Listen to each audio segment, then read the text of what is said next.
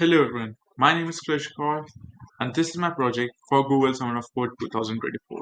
So what we are building is an efficient and accessible chatbot module for Drupal using OpenAI's ChatGPT.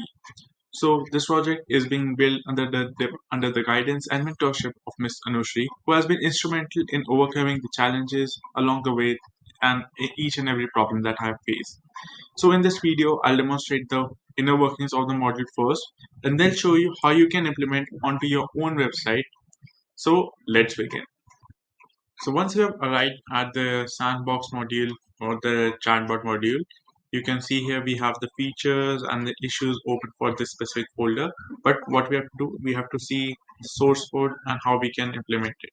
So first of all, we'll go over to the source code and open the Git repository at git.drupal.org, and here we have the repository. You can download this repository using Git or by just downloading the zip file.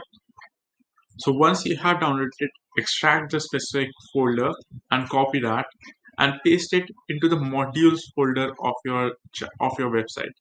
This would be here in the web portion of the specific Drupal website. You'll go over to the modules, create a custom module if you do not have a custom module, and then paste your chatbot, the paste the copied chatbot module here. So once you have done that, you have to open your specific IDE and open this specific folder into your IDE. And it would look something like this. I'm using PHP Storm. So the code structure leverages Drupal dependencies such as REST APIs, forms, plugins, config, and blocks.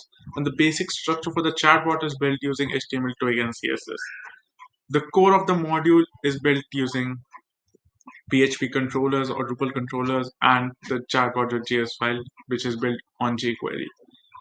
So the whole of the website's heart is lied in here at the chatbot.js file, in which we have the all the specific function and the major part, which is the API keys that are being called over to the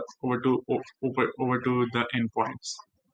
It works similar to all of the chatbots that you see in working everywhere. Then we have got the controller. Since we do not have that much information working upon it, we do not have that much information on the chatbot. The major function that we have is that it's calling the chatbot dot settings function, so that we can call the REST API, which is here, which is calling upon the config forums. So in the config forums, we are asking the user for their API keys and the endpoints, and from those API keys and the endpoints are being called over to the controller using the REST API, and that REST API address is then being sent over to the chatbot.js file, so that it can then go upon that specific endpoint and use that API key to generate a response from OpenAI's module. So yeah, this is the basic structure. The info.yaml file contains all the dependencies that are being installed with it, such as Drupal REST, config, and serialization. In the library, we have the jQuery, Drupal, and Drupal settings that are being imported upon. And the routing file contains all of the routes that we have created. The slash chatbot file is the one that is being called upon for the controller. Chatbot settings file is being called upon for the config forums, and the chatbot API slash chatbot slash setting is being called upon for the REST settings. So yeah, this is the basic structure for the website and how it calls upon various instances. So let's go upon to ddev and test and show you how you can implement this specific module into your own website. So once you have opened your specific website using ddev or exam, which you can use whichever you want, you would go over to your extends tab and install the GPT bot module, which is currently in others or in custom modules. As you can see, I have already downloaded. So you have to tick here and install it. After doing that, you would go to your structures tab and go over to the block layout. So block layout justifies where you have to put this specific chatbot's location. So we are going to be putting it over at the sidebar. So we'll just place a block there and we'll place the chatbot block there.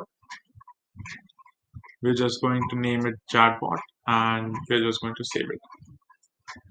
So as you can see, now the chatbot is here.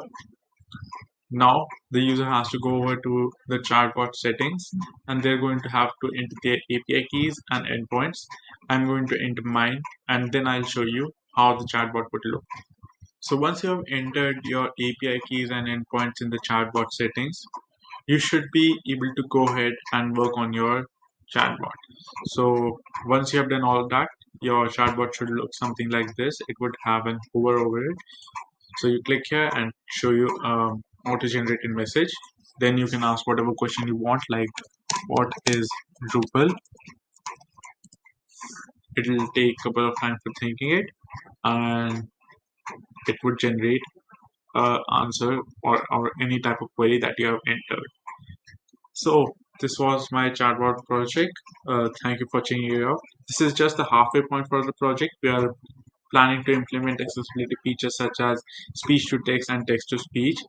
Additionally, we will be writing unit tests to ensure that the module stays functionally correct for each of the Drupal versions. So yeah, stay tuned for more updates and thank you for watching the video.